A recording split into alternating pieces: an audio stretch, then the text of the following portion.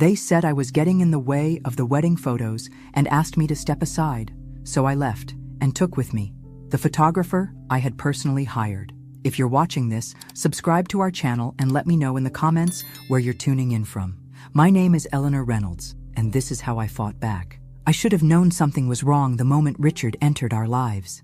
The restaurant buzzed with excitement as Amanda, my only daughter, showed off her engagement ring, the candlelight catching the diamond in a way that made it wink like a secret between conspirators. "Mom, we're getting married!"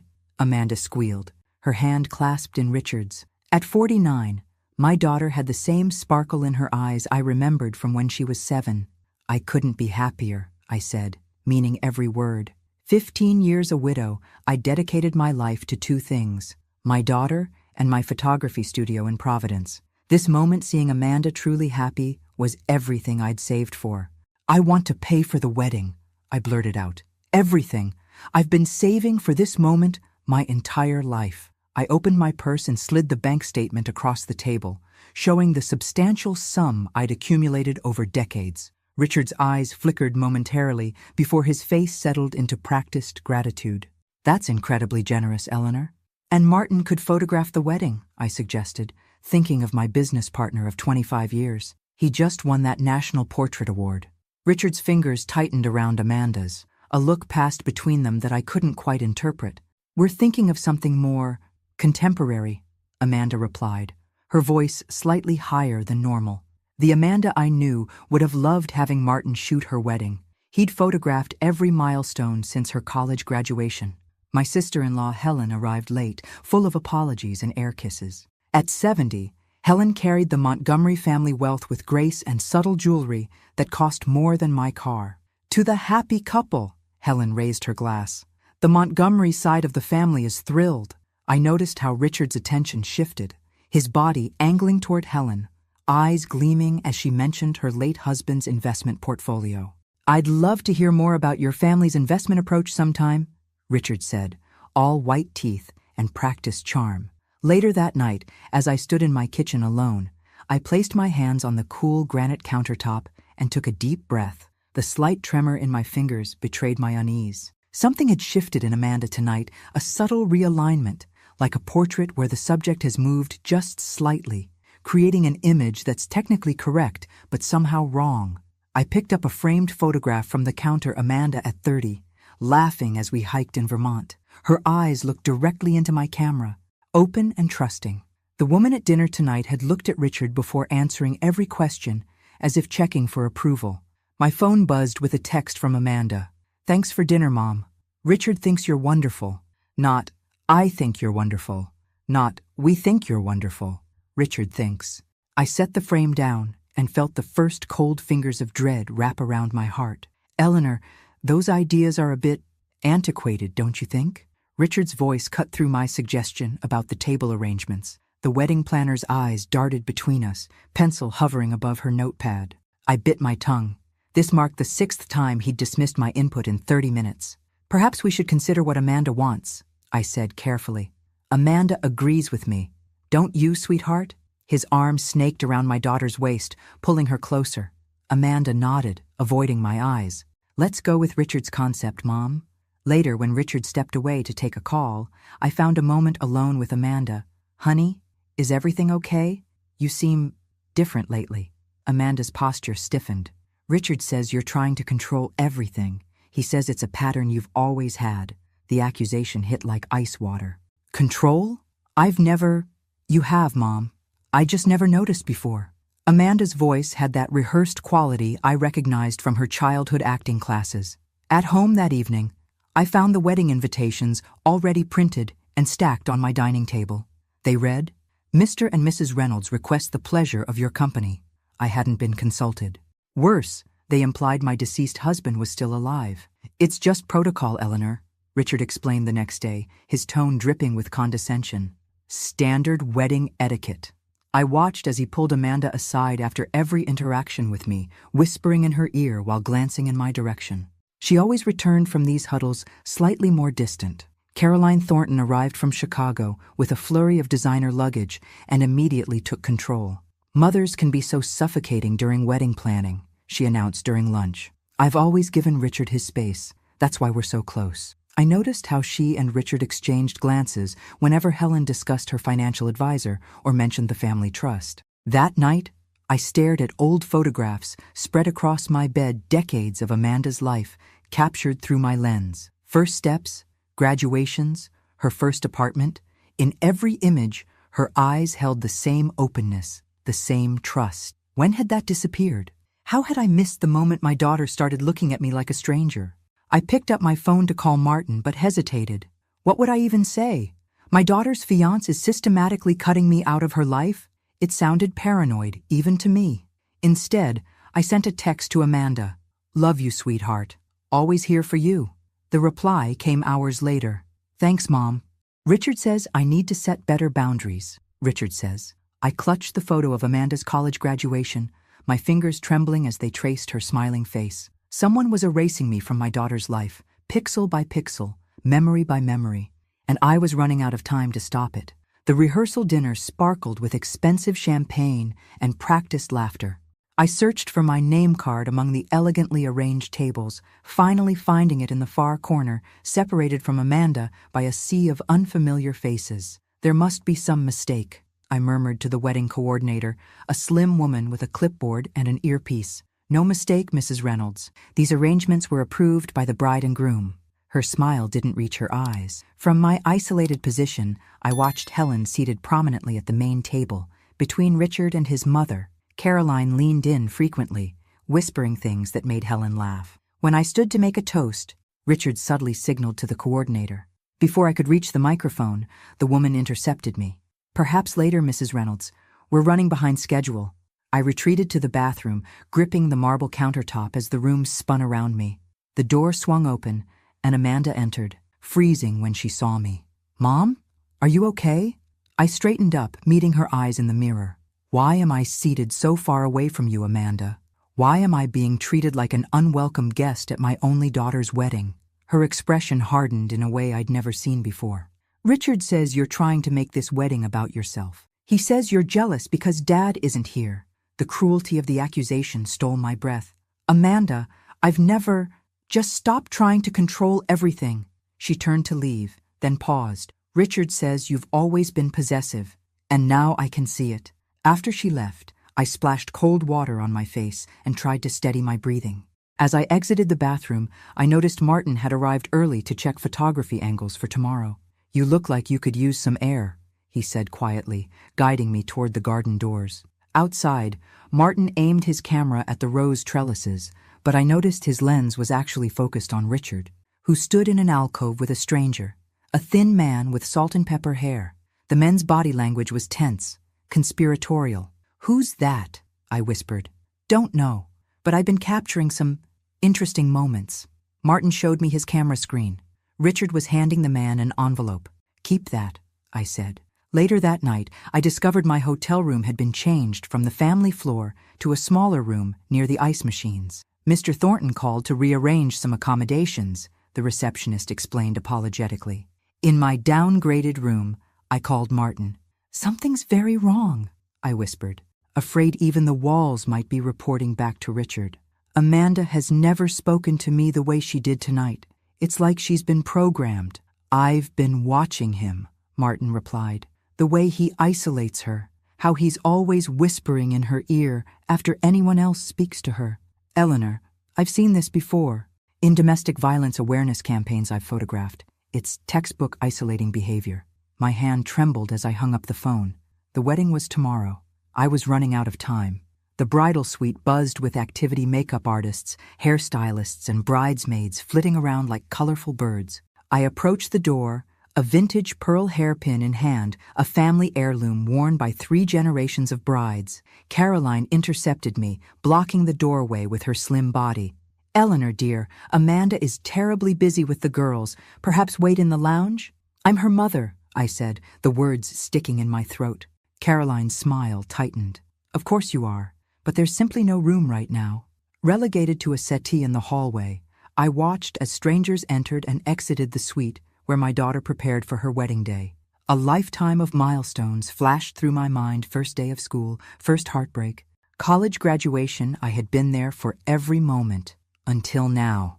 Sophia, Amanda's friend since college, emerged from the suite looking troubled. Seeing me alone in the hallway, she hesitated, then sat beside me. "Something's off, Eleanor," she whispered, glancing back at the door. "Amanda's not herself. She barely spoke to any of us all morning. Every decision goes through Richard or his mother first." "When did this start?" I asked, clutching the hairpin. "After the engagement. It was gradual at first, then." Sophia shook her head. "It's like she's reading from a script." When I finally gained entrance to the suite, Amanda stood fully dressed in her wedding gown, a stranger's reflection in the mirror. "I wanted to help you get ready," I said, fighting tears. "Caroline took care of everything," Amanda replied flatly. "I noticed she wasn't wearing my mother's pearl necklace, the one we'd discussed months ago.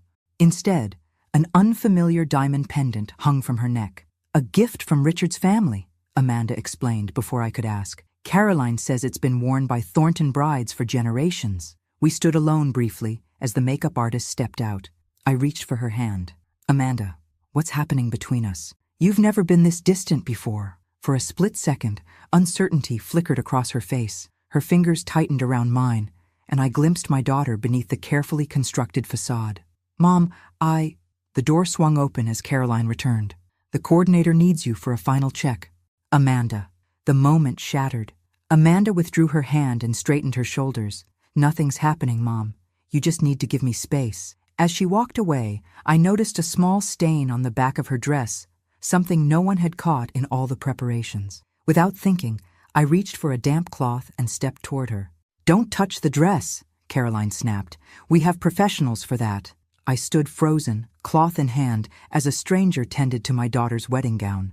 "The ceremony starts in 20 minutes, Caroline announced, ushering everyone out.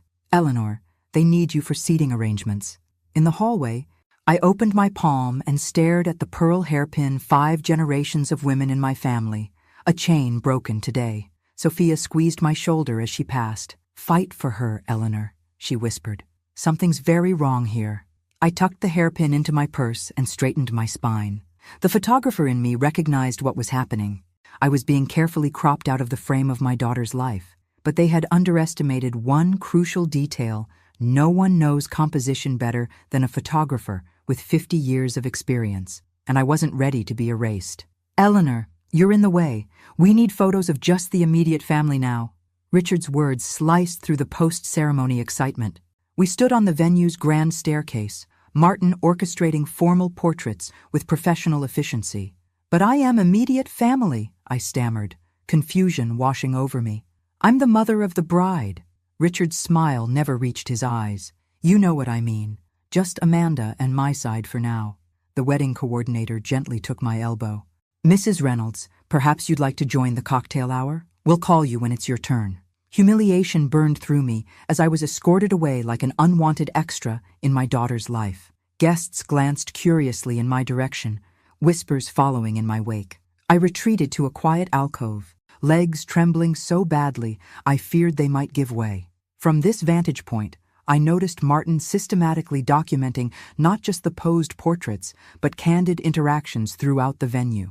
His camera lingered on Richard's conversations with Helen and other wealthy family members from my late husband's side. "He's been buzzing around Helen like a bee to honey," Martin murmured, appearing beside me with 2 champagne flutes. He handed me one, "And I've captured every moment." "Thank you for seeing what I see," I whispered. As we sipped our champagne, Richard's voice drifted from behind a nearby column. I instinctively stepped back into the shadows, pulling Martin with me. "The plan is working perfectly," Richard said, his tone entirely different from the charming cadence he used with guests. "Helen mentioned showing me the family investment portfolio next week. We need to get rid of the old lady sooner rather than later," Caroline replied. "She's becoming suspicious. After today, Amanda will be completely isolated from her. We've finally removed the obstacle."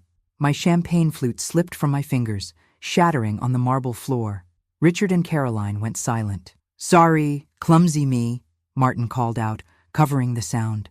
He pulled me farther into the shadows as Richard and Caroline emerged, scanning the area before moving toward the reception. "Did you hear that?" I whispered, my voice shaking. Martin nodded grimly. "I've been photographing high society events for 30 years, Eleanor. I've seen con artists before, but never this elaborate." He showed me his camera display Richard in close conversation with Helen, their faces reflected in a decorative mirror that captured Richard's expression when Helen wasn't looking. The naked calculation in his eyes was chilling. "They're after the family money," I said, the pieces finally clicking into place. "They've been isolating Amanda from me because I would recognize what they're doing." Martin nodded. "And they've been conditioning Amanda to doubt you, to see your concerns as controlling behavior." I straightened my spine, something hardening within me. The initial shock gave way to clarity so sharp it almost hurt. "What are you going to do?" Martin asked. I watched as Richard charmed the room, his arm possessively around my daughter's waist. Amanda's smile seemed rehearsed, her eyes checking his face before responding to any guest. "I'm going to show my daughter exactly who she married," I said. "But first, we need to leave and take your memory cards with us." My hand no longer trembled as I approached the head table. For the first time since this nightmare began, I felt completely certain of my next move.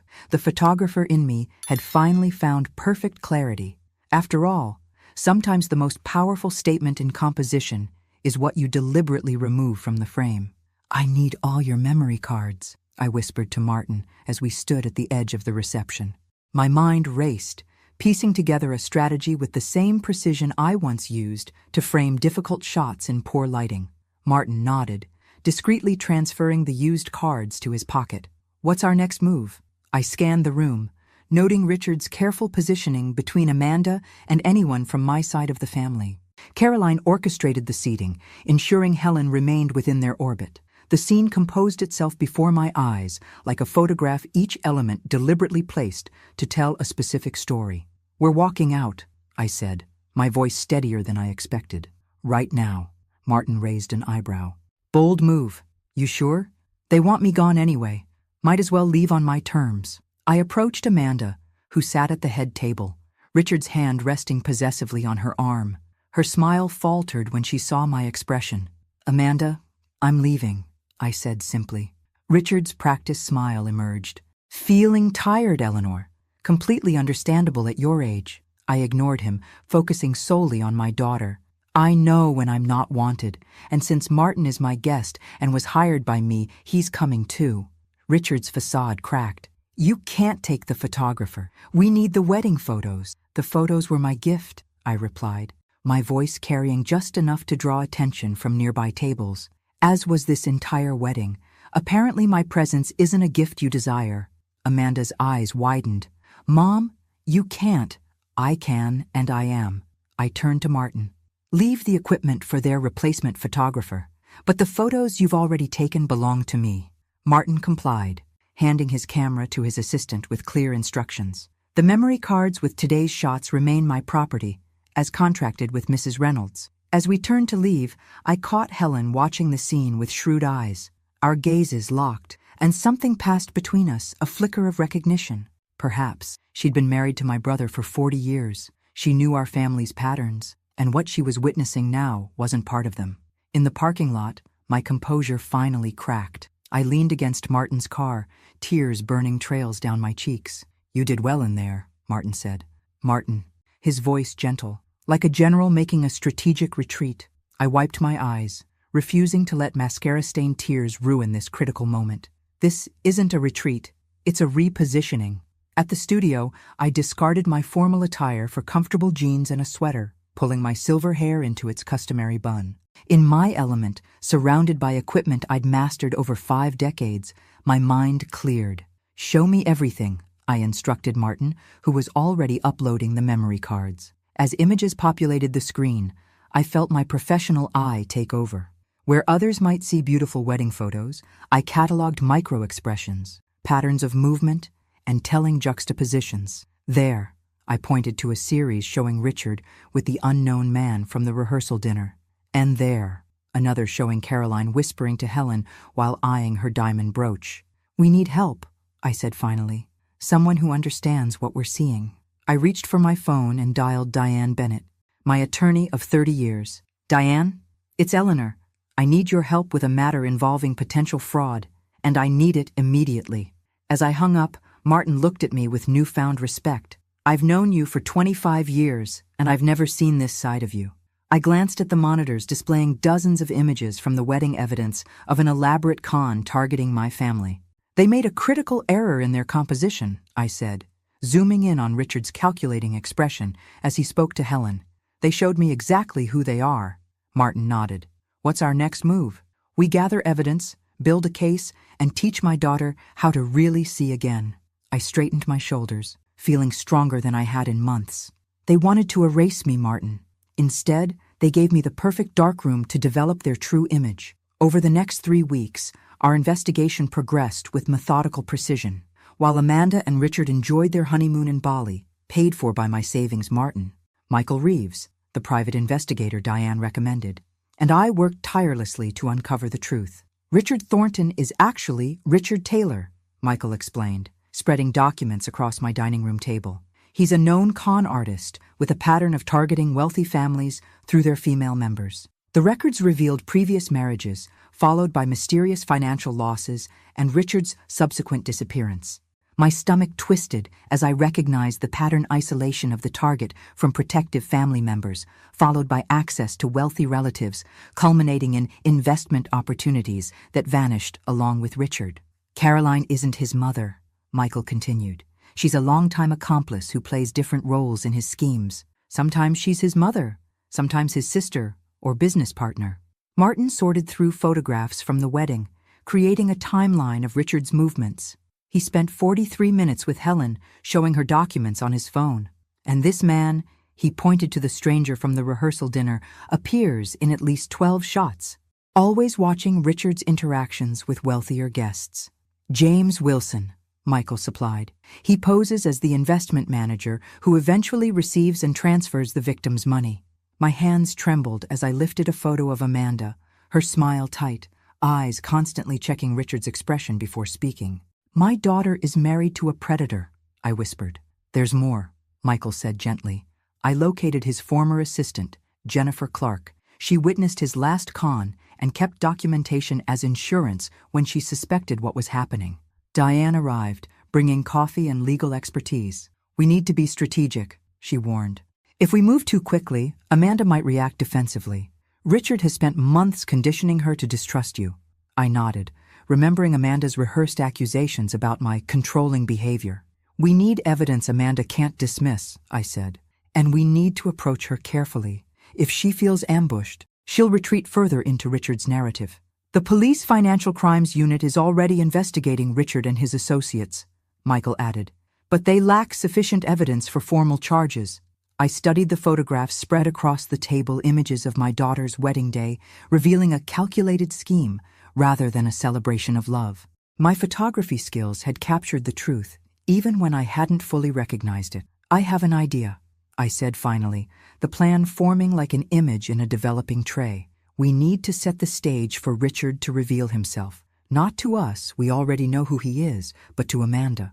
You're talking about a sting operation, Diane said. Eyebrows raised. I'm talking about careful composition, I corrected. Creating a scenario where the truth emerges naturally, where Amanda can see it with her own eyes. I outlined my plan, watching their expressions shift from skepticism to consideration. It's risky, Diane warned. If Richard realizes what you're doing, he won't, I interrupted, because he believes he's already won. In his mind, I'm just a discarded obstacle, an elderly woman too heartbroken by her daughter's rejection to fight back. I picked up a wedding photo where I stood alone at the edge of the frame, deliberately cropped out of the family grouping.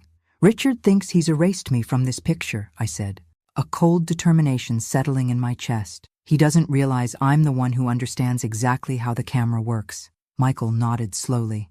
What's our first move? We start with Helen, I replied, and then we create a perfect frame that captures Richard exactly as he is. For the first time since Amanda announced her engagement, I felt the fog of confusion lift. Richard had spent months gaslighting me, making me question my own perceptions. But in my studio, surrounded by evidence of his deception, I reclaimed my clarity. The photographer in me knew, sometimes the truth only emerges when you adjust the lighting to reveal what's hiding in the shadows. Thank you for meeting me, I said, clasping Helen's hands across the table at her favorite calf. 3 weeks had passed since the wedding, and Amanda and Richard had returned from their honeymoon 2 days ago. Helen studied my face, her shrewd eyes missing nothing. Your call intrigued me. You mentioned concerns about investments? Yes. I kept my voice low. Has Richard approached you about investment opportunities? Helen's slight hesitation told me everything. He's mentioned some promising ventures, very enthusiastic about them. Before you make any decisions, I'd like you to meet someone. I nodded toward Michael, who sat at a nearby table pretending to read a newspaper. He approached, introducing himself as a financial analyst. Mrs. Montgomery, he said, using Helen's preferred title. I've reviewed the prospectus Mr. Thornton has been circulating. May I ask if he's requested any funds yet? Helen's expression tightened. He suggested an initial investment of $250,000 to secure my position. When I asked for more documentation, he became unsettled. Michael nodded, unsurprised. And did he explain the unusually high guaranteed returns? He said something about exclusive access to emerging markets. Helen's eyes narrowed. Eleanor, what's going on? I slid a folder across the table. Richard isn't who he claims to be. Helen's hands trembled slightly as she examined the evidence Richard's previous identities, the pattern of frauds, Caroline's various roles in his schemes. Her face paled when she reached the police reports from his previous victims. Dear God, she whispered. Amanda is deeply under his influence, I finished, which is why I need your help. The next evening, I hosted a dinner at my home to celebrate the newlyweds' return. The guest list was carefully curated. Helen, Amanda, and Richard, Martin, Michael, introduced as a family friend interested in investments, and Jennifer Clark, positioned as my new studio assistant. I spent the day preparing, not just the meal, but the stage for what would unfold. Martin set up discreet recording equipment legal in our state with one-party consent and positioned family photos strategically around the dining room. When Amanda arrived, she embraced me stiffly. Mom, this is unexpected. Richard thought you might be upset after the wedding. Water under the bridge, I replied, noting how she glanced at Richard for approval after every statement. I just wanted to celebrate your return. Throughout dinner, I guided the conversation naturally toward finances and investments. Richard, unable to resist an opportunity, began enthusiastically explaining his latest venture. Michael asked pointed, technically precise questions that Richard struggled to answer convincingly. These projected returns seem unusually high, Michael noted, examining the document Richard had brought along. What's the risk mitigation strategy? Richard's confident facade cracked slightly. It's proprietary information. I've never heard of this fund manager, Helen interjected, following our plan perfectly. My financial advisor has been managing Montgomery Investments for 30 years. Perhaps he should review this? Richard's jaw tightened. These opportunities move quickly. Too much delay means missing out. Jennifer, who had remained quiet, suddenly spoke. The structure reminds me of a venture I worked on in Boston last year. She described a pattern identical to Richard's proposal, making eye contact with me as Richard's expression darkened. Different approach entirely, Richard snapped, his charming demeanor slipping further. After dinner, Richard cornered me in the kitchen. What game are you playing, Eleanor? I met his gaze steadily. No game. Just a mother wanting to understand her son-in-law's business. Stay out of my way, he hissed. Mask completely dropped. Amanda doesn't need you anymore. I've made sure of that. I smiled calmly. We'll see. Later, as guests departed, Helen squeezed my hand. I'm calling my attorney tomorrow. No investments with Richard. Martin confirmed he'd captured everything Richard's inconsistent explanations. His growing agitation when questioned. His threatening behavior in the kitchen. Phase 1 complete, I said after everyone left. Now for the hardest part. Michael nodded grimly. Reaching Amanda. I touched a photo of my daughter taken years ago, her smile genuine, eyes clear and unburdened. He's constructed a wall between us, brick by brick. Now we need to create a door she can walk through herself. The next morning, I prepared the most important portfolio of my career, not photographs for a client, but evidence that might save my daughter's future.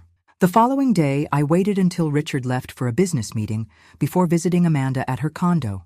When she opened the door, surprise flickered across her face. Mom, Richard didn't mention you were coming by. I didn't tell him, I replied simply. May I come in? Just for a few minutes? Hesitation crossed her features, that new habit of wondering what Richard would want her to do. Finally, she stepped aside. The condo felt different, Richard's influence evident in the rearranged furniture and removal of family photos I'd given Amanda over the years. A single framed wedding photo stood on the mantel, Amanda and Richard alone, no family visible. "I brought you something," I said, placing a leather-bound album on the coffee table. "Just some old memories." Amanda sat cautiously beside me as I opened the album. The first pages contained photos from her childhood, her father teaching her to ride a bike, her high school graduation, the day we opened the photography studio together before she left for college. "Remember how you used to help me in the darkroom?" I asked, pointing to a photo of teenage Amanda developing prints. A genuine smile touched her lips. "Dad always said I had a good eye." I turned the page to more recent photos, Amanda at 30, confident and strong-willed. "You were always so independent. Your father and I raised you to think for yourself." "Mom," she began, that defensive tone creeping back. "Just look," I said gently, turning to the final pages. Here were the photographs from the wedding and rehearsal dinner, carefully selected shots showing Richard's controlling behavior. Richard steering Amanda away from conversations with my friends. Richard whispering in her ear after every interaction with me. Richard's expression when speaking to Helen versus his expression when Helen looked away. "What is this?" Amanda's voice wavered. "It's what Martin and I saw happening," I explained quietly. "This is why I left the wedding. Not because I was upset about being excluded, but because I recognized what was happening." I showed her the side-by-side images of Richard with his previous wives. The pattern, unmistakable. Then the evidence Michael had gathered, Richard's real identity, his criminal history, Caroline's various roles in his schemes. "This is ridiculous," Amanda said, but uncertainty crept into her voice. "Richard explained that you've always been controlling and jealous of my relationships." "Have I ever been controlling before, Richard?" I asked softly. "Think back to your previous relationships. Did I ever interfere?" Amanda's hands trembled as she flipped through the evidence. "He said you were getting worse with age, that you couldn't stand not being the center of attention. And you believed that? After 50 years of knowing me?" Tears filled her eyes. "He always has an explanation for everything. When I question our finances or his late-night calls," I covered her hand with mine. "Just promise me you'll verify these things yourself. You're a brilliant businesswoman, Amanda. Use those skills now." Before leaving, I handed her a USB drive. "Everything is here, the evidence, witness statements, police reports. I'm not asking you to believe me. I'm asking you to investigate for yourself." At the door, Amanda hugged me, the first genuine embrace since before the engagement. "What if you're right?" she whispered, fear threading through her voice. "Then we'll handle it together," I promised, "like we always have." As I drove home, I called Michael. "She's looking at the evidence. Now we prepare for Richard's reaction when he realizes his control is slipping." That evening, Amanda called. Her voice sounded stronger than it had in months. "I checked the account where we deposited the wedding gifts," she said without preamble. "Over $30,000 is missing. Richard said he was investing it, but there's no record of any investment." I closed my eyes briefly, relief washing through me. "What do you want to do?" "I need to know everything," she replied, determination replacing fear. "And then I need to end this." "We'll help you," I promised. "But be careful. Don't let him know you're suspicious." "I won't," she said. "I learned from the best, Mom. You taught me how to see what others miss." As I hung up, I realized my hands weren't trembling anymore. The fog of doubt Richard had created was finally lifting, not just for me, but for Amanda too. The time for evidence gathering was over. Now came the confrontation. "He's coming home at 7, Amanda said, her voice steady over the phone. "I've arranged for the police financial crimes unit to be listening in the next room. Can you be here?" "Of course," I replied. 2 weeks had passed since I'd shown Amanda the evidence, and she'd spent that time verifying everything, independently checking accounts, contacting Richard's references, even hiring her own investigator. The transformation in her was remarkable. With each discovery, each confirmation of Richard's deception, I watched my daughter re-emerge from behind the facade he'd constructed around her. I arrived at her condo an hour early. Detective Lauren Reyes from the Financial Crimes Unit was already there with 2 officers, setting up recording equipment in the spare bedroom. "We've been building a case against Taylor for months," Detective Reyes explained. "His real name is Richard Taylor, and he's wanted in 3 states. Your evidence was the missing piece we needed." Amanda paced the living room, her posture straighter than I'd seen in months. She'd cut her hair the long waves Richard had insisted she maintain, now replaced with a sleek bob that framed her face perfectly. "Are you sure you want to do this?" I asked. "The police could arrest him without your involvement." Amanda shook her head. "I need to confront him myself. He took away my voice. I'm taking it back." The confidence in her eyes reminded me so powerfully of her father that my heart ached. James Reynolds had never tolerated dishonesty. Our daughter was truly his child. At 6:58 p.m., Amanda positioned herself at the dining table, surrounded by financial documents. I joined the officers in the spare bedroom, watching through a crack in the door. Richard arrived precisely at 7, calling out as he entered. "Amanda, something smells amazing." "In here," Amanda replied, her voice neutral. Richard entered the dining room, freezing when he saw the papers spread across the table. "What's all this?" "Our financial records," Amanda said calmly. "Or rather, what's left of them. I'm having trouble tracking $180,000 from my personal savings. Perhaps you can help me understand where it went."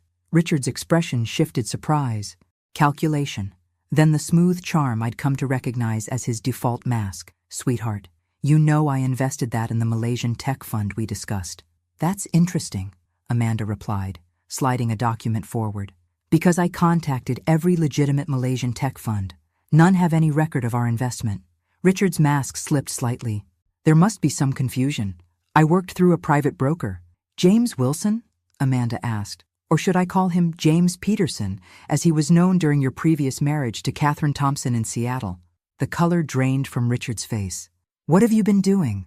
"Due diligence," Amanda replied. "Something I should have done before the wedding." Richard switched tactics, his expression softening as he reached for her hand. "Amanda, I don't know what your mother has been telling you." "My mother has nothing to do with this," Amanda interrupted, pulling her hand away. "I verified everything myself. Your previous identities, your pattern of marriages followed by financial fraud, Caroline's role as your accomplice." Richard's face hardened. "This is ridiculous. You're acting crazy." "Gaslighting. Another predictable tactic." Amanda stood, power radiating from her posture. "The Richard Taylor I married doesn't exist. Neither does the Amanda you thought you married, the compliant, isolated woman who doubts her own perceptions." Richard lunged for the documents, but Amanda was faster, stepping back as his true nature fully emerged. "You think you're so clever," he snarled. "Your mother put you up to this. That interfering bitch never gave us a chance."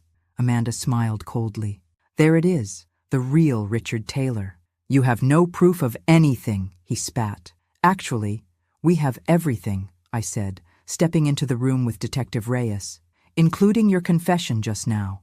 As the officers arrested Richard, reading him his rights, Amanda stood tall, watching without a hint of the uncertainty that had clouded her for months. Outside, after the police car drove away, Amanda turned to me.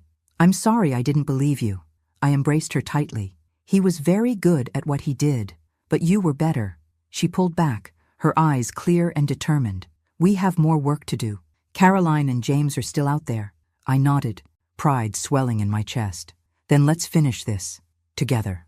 Caroline Thornton, you're under arrest for conspiracy to commit fraud, identity theft, and money laundering." I watched from the hotel lobby as police officers led Caroline away in handcuffs, her designer outfit incongruous with the steel restraints. The coordinated arrests of Richard's accomplices had been executed simultaneously across 3 states. Amanda stood beside me, her face impassive as she watched the woman who had posed as her mother-in-law being placed in a police car. "She told me my wedding dress made me look old," Amanda said suddenly, a hint of dark humor in her voice. "Said Richard deserved a bride who looked fresh." I squeezed her hand. "You've never looked more beautiful than you do right now." It was true. 3 months after Richard's arrest, Amanda radiated a strength and clarity that transcended physical appearance. She'd thrown herself into helping the investigation, identifying other potential victims, and testifying before a grand jury. Back at my home, we spread documents across the dining table, the same table where I'd first confronted Richard with Helen's help. Now it supported evidence for the prosecution's case. "The district attorney says Richard's refusing all plea deals," Amanda explained, sorting through statements. "He still believes he can charm a jury. That arrogance will be his downfall," I replied. Martin arrived with coffee and his latest photographs documentation of James Wilson's arrest in Chicago. The FBI found offshore accounts linking him to 6 different fraud schemes, he reported. They're offering him a deal to testify against Richard. The doorbell rang, and Diane entered with Jennifer Clark, Richard's former assistant, who had become a key witness. We have a problem, Diane announced. Richard's demanding to speak with Amanda before trial. Amanda looked up sharply. Why would I agree to that? You shouldn't, Diane advised. It's a manipulation tactic. No, Amanda said after a moment, straightening her shoulders. I want to hear what he has to say. Later that week, in a conference room at the detention center, Amanda faced Richard across a metal table. I watched through one-way glass, my heart pounding. Richard had lost weight, his designer clothes replaced by a jumpsuit, but his eyes still held that calculating gleam. You look good, he began, his voice softening to the tone that had once made Amanda doubt herself. What do you want, Richard? Amanda's voice remained steady. He leaned forward. This has all been a terrible misunderstanding. The investments were legitimate, just high risk. I was trying to build a future for us. By stealing from me and targeting my aunt? Amanda replied coolly. Richard's expression shifted, trying another angle. Your mother manipulated you. She's always been jealous of our relationship. She planted these ideas. Stop, Amanda interrupted. I've reviewed every financial record, every communication. I've spoken to your previous victims. I know exactly who you are. Richard's mask slipped, anger flashing in his eyes. You ungrateful bitch. I made you interesting. Before me, you were just another middle-aged woman desperate for attention. Amanda smiled, completely unfazed. Thank you for showing your true self one last time. It confirms everything I needed to know. She stood to leave, but Richard called after her. The money's gone, Amanda. You'll never get it back. Amanda turned, her gaze steady. Keep it. It bought me something priceless, the truth about who I am and what I'm capable of. As she walked out, Richard shouted obscenities that echoed through the monitoring system, but Amanda never looked back. Outside, she exhaled slowly. He really thought he could manipulate me again. I embraced her. He never truly knew you. That was his biggest mistake. No, Amanda replied thoughtfully. His biggest mistake was underestimating you. A 74-year-old photographer he thought he could simply erase. As we drove home, Amanda looked out at the autumn leaves beginning to turn. What happens now? She asked quietly. Now, I said, we rebuild. Not what was, but something stronger. She nodded, determination replacing uncertainty. I'd like that. For the first time in over a year, I felt the weight lifting from both our shoulders. Richard had tried to erase me from my daughter's life. Instead, he had only brought us closer together, our bond forged stronger through fire. 6 months later, I adjusted my camera, focusing on Amanda as she addressed the room full of women. The community center was packed for her presentation on recognizing financial predators and emotional manipulation. Trust your instincts, Amanda told the audience, her voice confident and clear. If someone is working to isolate you from friends and family, there's a reason. If they make you question your own perceptions, that's called gaslighting. I didn't know that term before, but I lived it. I captured her expression as she spoke, the strength in her stance, the conviction in her gestures, the clarity in her eyes. So different from the uncertain woman who had stood beside Richard at her wedding. Richard had been sentenced to 15 years for fraud and money laundering. Caroline received 8 years, while James Wilson had negotiated a reduced sentence in exchange for testimony against their wider network. The evidence we gathered had led to the prosecution of similar operations in 2 other states. After the presentation, Amanda joined me on the drive home, both of us comfortable in the silence that had always characterized our relationship before Richard. I got the final insurance settlement today, she said, as we turned onto my street. They're covering most of the financial losses. That's wonderful news, I replied. Amanda nodded. I'm thinking of using it to expand the studio. The photography therapy program you started for survivors is growing faster than you can handle alone. I smiled, remembering how the idea had come to me during Richard's trial. Photography had always been my way of seeing truth clearly. It seemed natural to offer that clarity to others emerging from deception. At home, we settled on the porch with tea, watching the sunset paint the sky in gentle pinks and golds. Martin joined us briefly, dropping off prints from his latest session before heading out to photograph a high school graduation. He's different around you now, Amanda observed after he left, more attentive. I felt warmth rise to my cheeks. We've been having dinner together twice a week, just as friends. Amanda smiled knowingly. If you say so. We lapsed into comfortable silence again, the evening wrapping around us like a familiar blanket. How did you know? Amanda asked suddenly. About Richard, from the beginning. How did you see what I couldn't? I considered the question carefully. I've spent 50 years training my eye to notice what others miss. Light, shadow, composition, they tell the true story if you know how to read them. I paused, choosing my words. And I knew you. The real you. When that began to disappear, I knew someone was manipulating the image. Amanda reached for my hand. I'm sorry I doubted you. When he told me you were controlling, jealous, manipulative, I should have known better. He was very good at what he did, I replied, and we all have vulnerabilities he could exploit. For you, it was your desire to find love after years of focusing on your career. For me, it was my fear of being unnecessary in your life as you grew older. You could never be unnecessary, Amanda said firmly. We watched as the last colors faded from the sky, stars beginning to appear in the deepening blue. I have something for you, I said, reaching beside my chair for a wrapped package. Amanda opened it to find a new camera, professional grade, with all the features she'd admired when we worked together in the studio years ago. Mom, this is too much. The studio partnership papers are inside the box, I continued. If you're serious about joining me, equal partners, Reynolds and Reynolds Photography. Tears filled Amanda's eyes. Are you sure? After everything I said, how I treated you. The past is just that past, I interrupted gently. We're focusing on a new composition now.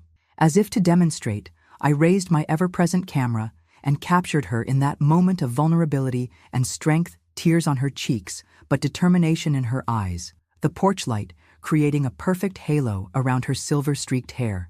Amanda laughed, wiping her eyes. Always the photographer. Some habits never change, I agreed, reviewing the image on my display screen. Perfect composition. Amanda moved to sit beside me, examining the photo.